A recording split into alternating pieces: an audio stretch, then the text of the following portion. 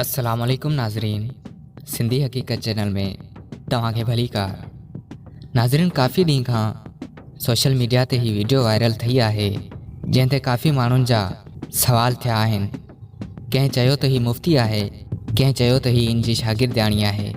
बग़ैर तहक़ीक़ जे काफ़ी कूड़ियूं ॻाल्हियूं थियूं, पर असल हक़ीक़त कुझु ॿी आहे। उन खां पहिरीं तव्हांखे हिकिड़ो नंढिड़ो अर्ज़ु आहे त जेकॾहिं तव्हां असांजो चैनल सब्सक्राइब नाहे कयो त हाणे ई चैनल सब्सक्राइब करियो ऐं घंटी जे निशान खे दॿायो त जीअं असांजी हर नई वीडियो तव्हां ताईं पहुची सघे।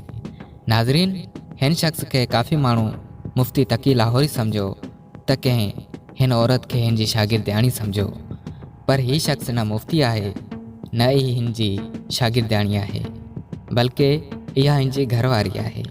ही वर्जीनिया जो रिहाइशी आमिर ख़ान आहे जेको स्टेट एडवाइज़र आहे ऐं ही वीडियो ईद जे मौक़े जी वीडियो आहे ऐं ही अहिड़ियूं वीडियो ठाहींदा रहंदा आहिनि।